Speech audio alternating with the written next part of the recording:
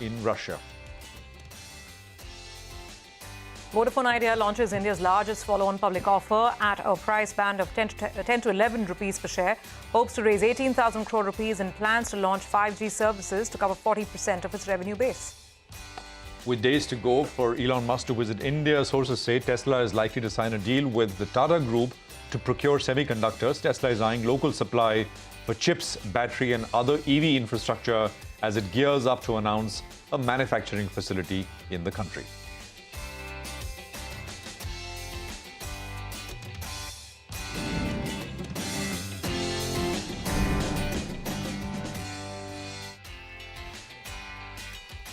Hello and welcome to a fresh new edition of Markets Forward, your go-to program where we aim to get you everything you need as you wrap up one day and look forward to the next one. I'm Prashant. With me, my colleague Surabhi Upadhyay. Surabhi, hi.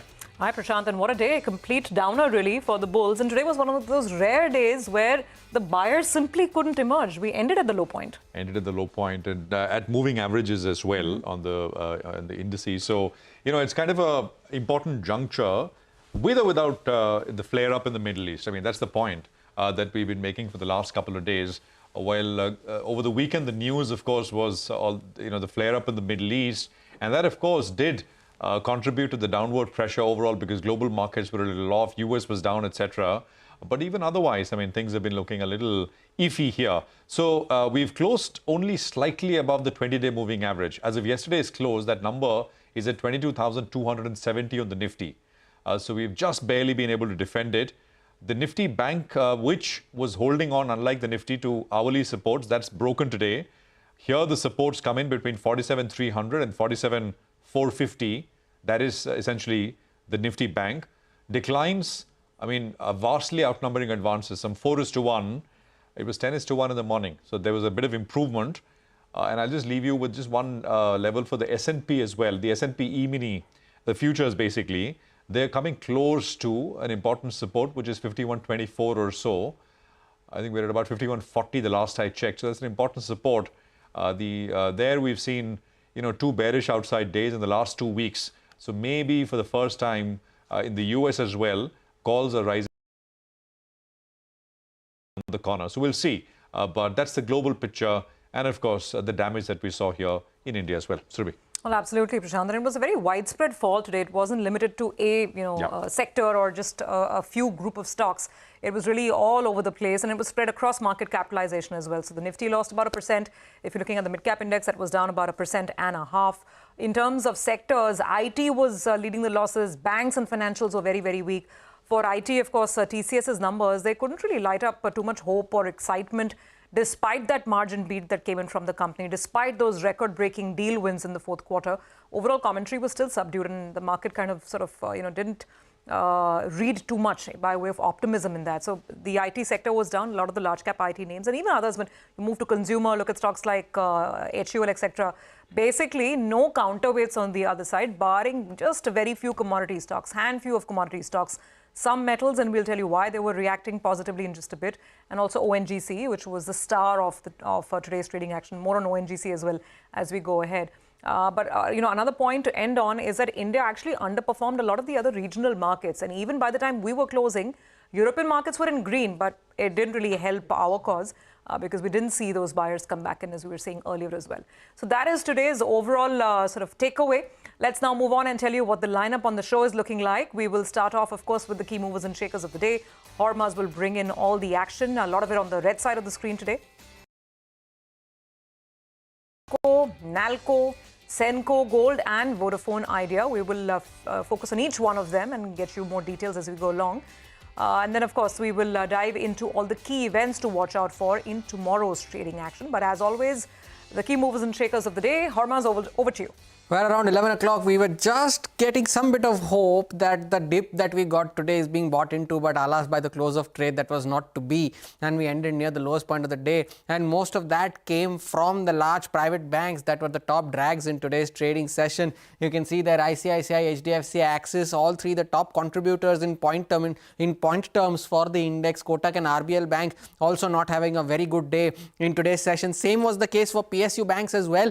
In case there are certain days when the PSU banks do well when the private ones don't, but the PSU banks were equally laggards in today's session. Central Bank, Indian Overseas Bank, Bank of India, all of them not seeing a very good day in today's session. A lot of hope was rested on IT that they would lend some support to the market after TCS results, but that was also not to be. And TCS was among the top losers on the index today, 1.5% lower. And that took along with it Coforge, L&T Tech, Wipro, Emphasis, and all other stocks on the Nifty IT index as well. PSUs had a mixed bag sort of a day. Metals, ONGC, and Oil India had a good day today. ONGC, courtesy the Jefferies note, and NHPC, Sale and Power Finance Corporation also seeing a bit of red in today's trading session. But lastly, Senco Gold, that is predominantly the stock of the day today, ending almost 19% higher, the biggest single day gain since its listing, and 951, exactly the level that we spoke of in the morning, and that is exactly 3x from its IPO price. Back to you. Okay, big one there. Parmas, thanks very much for that. Ambareesh Baliga is with us, and so is Shilpa Rout of Prabhudas to talk to us about what the markets may do from here. Thanks both of you. Ambareesh, quick question to you. Markets near term, any thoughts? I mean, see, today, clearly, I mean, we had expected this knee-jerk reaction in the morning. And after that, when it was stabilizing, we felt that, yeah, possibly, I think the worst could be behind us because the sort of news flows which have been coming from Iran, that they may not take any further action, the sort of news flows which are coming from US. I mean, that really made us feel that possibly we could consolidate at these levels. But then the way the markets have closed clearly shows that this weakness can continue for a while longer. And especially looking at the advanced decline sort of a ratio, I think we could see weakness possibly for the next day or two. And unless, of course, I mean, we stabilize somewhere, and that somewhere should be, I mean, within the next 100, 200 points, because below that, I think people may start panicking again. Shilpa, we closed at almost at the 20-day moving average. Levels from here, according to you? I think, we are definitely witnessing some sort of very aggressive sell side from here, where Nifty might hit now 21,800 in a few sessions, and Bank Nifty in that regards can do 46,800 to 46,500 as well. So the texture has definitely, turned today, and we are seeing that the close has been really bad. And from here, we will be cautious for indices and individual stocks as well. Okay, got that. So some caution on the charts as well. Perhaps stay on. I request both our guests to be with us. We have more stocks to discuss as well. So let's kick it off with ONGC. Now, this stock was actually bucking the trend. It rallied well over 5%, almost touching a 6% gain on the back of a positive brokerage note that came in from Jefferies. Now, Jefferies has initiated coverage on ONGC with a buy rating, citing improved profitability and the ability to significantly lower debt going forward. Sonal joins in with more details. Sonal, fill us in. Well, that's right. Jefferies is quite bullish on ONGC. They have initiated coverage on the stock with a target price of 390 rupees a share. They say that reforms in crude and gas pricing that has improved and the policies are in favor of the sector. ONGC's profitability is above past decade averages and they are seeing strong free cash flow generation. The stock is also trading at a steeper discount to Nifty compared to its long-term average. So the fundamentals which are improving is not something which is being captured by the stock price at current levels. They expect ONGC's domestic production to return to growth in FY24 to FY26. And they also reckon that KG Basin production that will improve their profitability. But yes, there will be some operating expenditure. But that is not something that the investors should worry about as well. They are building in 1% production growth over the next 2 financial years without assuming a resolution for ONGC Videsh. There has been a lot of things happening geopolitically and with respect to ONGC Videsh's listing as well. But despite that, they're expecting a production growth after years of production decline that the company has seen. The consolidated net debt is expected to reduce to 0.16 times from 0.32 times. And they have initiated the coverage at a buy with a target price of 390 rupees a share. Thanks very much for that, Sonal. Ambareesh, ONGC, any thoughts? I think other than that, I think the geopolitical issues clearly means that the oil prices will go up. And oil prices going up would be positive for ONGC, but positive as long as the windfall tax is not applied. So as soon as you hear about windfall tax, I think we could see some correction. But till then, I think you can see an upside. Okay, the other one was Vodafone Idea, right? It said that it plans to roll out 5G services after completing the 18,000 crore rupee fund infusion through its upcoming FPO, that's follow-on public offering. The 5-day offer will start on the 18th of April Price band is 10 to 11 rupees per share. Minimum lot is 1,298 shares. The company's CEO, Akshay Mundra, has said that the 5G rollout will cover 40% of the company's overall revenue base in the next 24 to 30 months. I mean, it's not just 5G which they're rolling out, but even their 4G services where they've lost market share. I mean, plans are to kind of gain some of that share back. Rima is here with more on the company's plans here. Rima. Thanks so much for that. So the first point is on 5G rollout. With the money that Vodafone Idea is raising via this FPO, they plan to start 5G rollout and of course also upgrade their 4G sites and expand their 4G coverage. The company said they will begin 5G rollout with this fundraise and their goal is to cover 40% of their revenue base with 5G in the next 2 to 2.5 years. The growth driver for the company is going to be ARPU increase. The ARPU of Vodafone Idea is lower than that of industry because the company has not been able to make investments. The company said that 42% of their subscribers are still 2G subscribers and therefore there is a long runway to convert these existing 2G subscribers to 4G and therefore up their ARPUs. Another way to increase the ARPUs is also tariff correction. The company acknowledged the tariff corrections repair it's required, but they cannot give a timeline. And just to explain why, tariff corrections are needed, India's tariffs are the lowest in the world. For instance, China's ARPU is more than 3x that of India. We asked them, so when will a tariff, hike take place? The company said that we have an internal expectation of when a tariff hike will take place, but they can't share a timeline. But it's reasonable to expect that a tariff hike will be similar to what we've seen in the previous tariff hikes, which is close to about 20%. Also, the government support, because the street fears that the company will not be able to meet its cash flow obligations once the moratorium ends in September of 2025, and then the amount the company needs to pay to the government goes up substantially. To which the company said that, the government is the single largest shareholder with a 32% stake. There is government support. There are no ongoing conversations with the government for providing any sort of relief once the moratorium ends. But the reform package, as you know, allows for some installments to be converted into equity. So the government support is very much there. Okay, thanks very much, Rima, for that. So that was Vodafone Idea, definitely in the headlines today. Ambareesh is, of course, with us. Ambareesh, let me ask you, I mean, there's a lot going on. It's a large fundraising exercise of the company hoping to raise those 18,000 crores. What would you say? Would you buy Vodafone afresh, betting on a bit of a turnaround? I would possibly buy it from a trading perspective because in case the stock holds on at levels of about 12.5, 13.5, I think only then can they get the FPO fully subscribed because it's a decently large issue. And we should remember that this fund infusion is a sort of a lifeline for the company. And I really don't know whether this can get them back into the reckoning because, every month they're losing customers. Month on month, we have seen that ARPUs are down. So it's going to be a huge uphill task. So I think for the stock, the upside is limited. Possibly because of this fundraise, we could possibly see the stock again bouncing back to those 14, 15 levels. But going beyond that is going to be quite difficult unless we really start seeing the cash flows getting stronger. Plus, we should always remember that government also holds a decently large chunk. So at higher levels, you can expect sale like happening from the government side. At the same time, there's a huge amount of liquidity in the market as far as Vodafone is concerned. So at every higher levels, you'll have people who are stuck on the way down to keep selling. So I really don't see a move happening in like Vodafone Idea like this like move which we saw in Suzlon. Although you can't compare, they're two different industries. But Suzlon also passed through similar issues. But then the way Suzlon moved up, I don't think that can happen with the Vodafone Idea. There's a Kotak note today which says that they owe the government 2 lakh crores and rising. That number is of course rising because. Absolutely point taken, Ambareesh. A lot of interest around the FPO and maybe a trading bounce. To start with, right? That's how you would kind of approach this one and then see if things start to improve, you hold on for the slightly more longer term. But Senco Gold, massive move today, 18% on the back of a strong fourth quarter business update. Mangalam is here with the details there. Mangalam. Well, that's right, Prashant. It was up 18%. It's the biggest single day move that the stock saw ever since its listing. And it didn't list too long ago. In fact, last July is when we saw the listing at a 30% premium.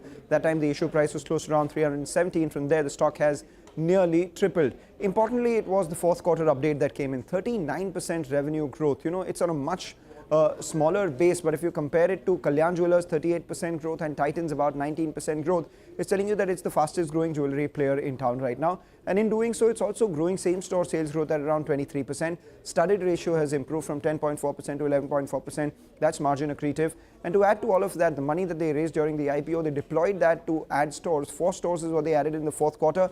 And this year itself, they've added 23 stores, which is the largest number of stores that they've added in a single financial year. So all these factors working well for them. More importantly, it's backed by volume growth. Despite rising gold prices, it's the organized players that do well. So 13% gold revenue volume growth is what they've seen in all of FY24, with 19% growth in diamonds itself. Importantly, the management said that the start of FY25 looks pretty good as well, with the festival season that just happened. And alongside that, we've had the Akshaya Tritiya sales, which they are pinning for, along with wedding season, early wedding season. So FY25 looks good starting from the first quarter. Okay, got that. Thanks very much. So Senco definitely shining today. Thank you, Mangalam. Let's just quickly go back to our guests for a comment on this. Shilpa, first let's look at the charts, because Senco has been picking up momentum.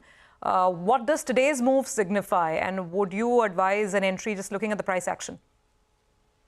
Definitely, it is looking very strong, but the rise today of nearly 18% is too high to recommend a fresh buy from here. So I would suggest any declines towards 900 or 880 if you find, and that is where one should go again for a good long towards the targets of 1100. So keep a stop at around 850 from there. Shilpa, the metal names all turned south after jumping earlier. Vedanta, for example, some 15 rupees off the highs. Nalco, Hindustan Zinc, the steel names. Is the move a little overdone? Even if underlying global sort of metal prices stay firm, stock prices have done quite a bit recently.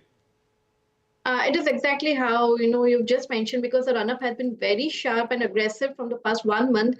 So this is where we see some sort of profit booking coming in. But then still there are many counters in the sector which I believe still has a lot of steam on the upside. Like let's say talk about NMDC. NMDC is looking very good with a an immediate stop loss at around 220. It can do 280 to 300. Likewise, Coal India is also very well placed. The stop loss is around very near, almost at the support level. So with a stop loss of around 230 from here, 430, sorry, you keep a target of 480 to 500 for the stock. CSB Bank, briefly, Shilpa, it's coming back to its previous highs of about 420 or so. Yes, it is also looking very, very strong. But here with a stop loss of 3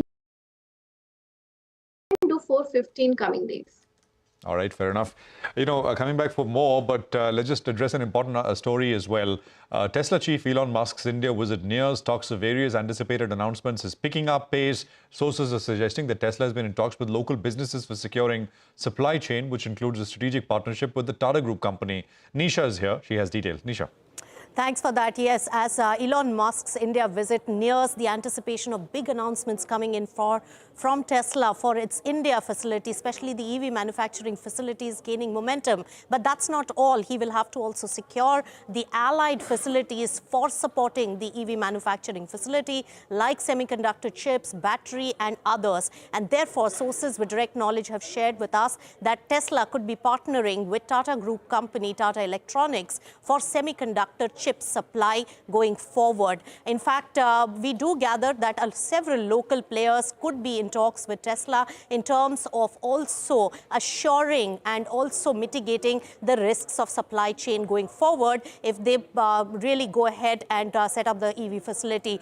So what we also do know that Tata Electronics had recently announced the setting up of its semiconductor chip facilities. Next year, they are likely to really manufacture those particular units and also to go ahead with the commercialization. And Tesla, looking at the global sphere of technology as well as the supply chain crisis that we have seen, especially at the time of COVID as well as geopolitics, would like to assure and mitigate those risks. So that's what we are gathering. But of course, all eyes would be on his visit and the meeting with Prime Minister Narendra Modi, and more details on the EV manufacturing unit in India.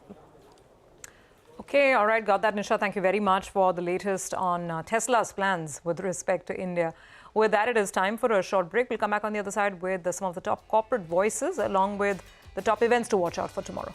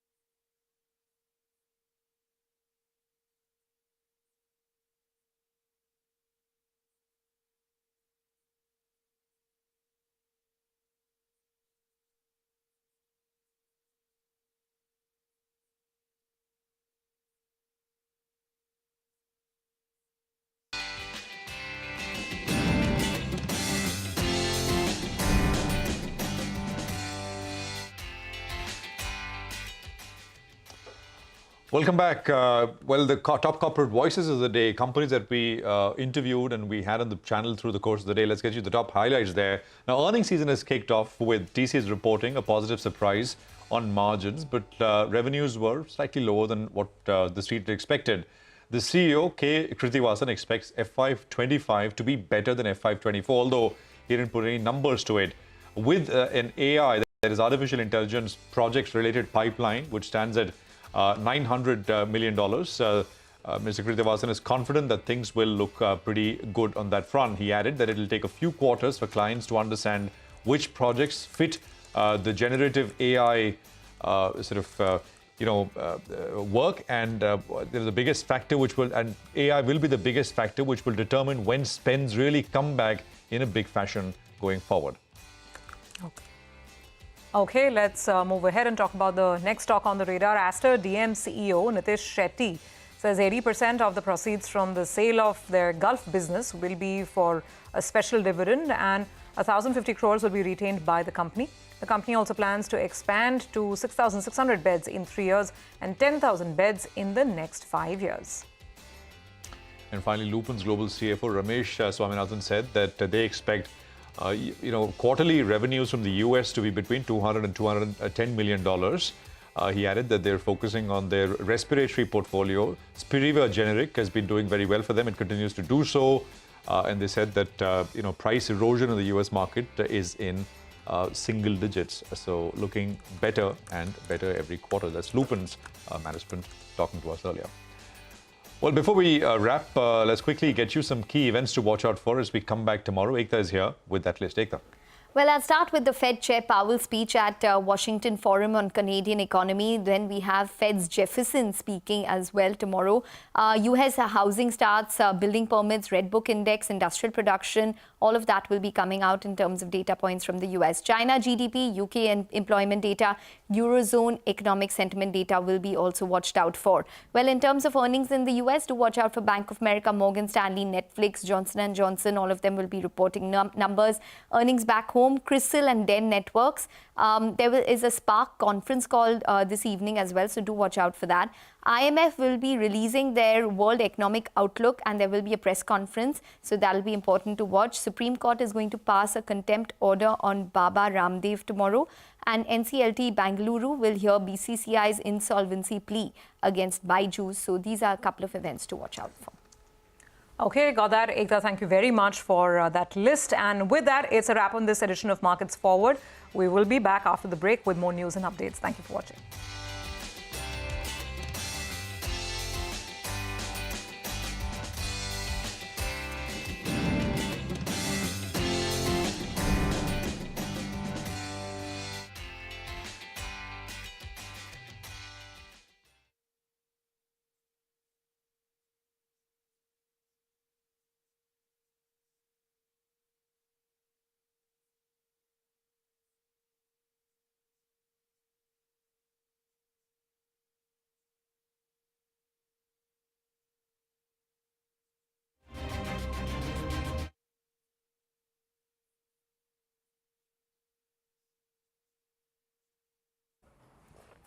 Yeah.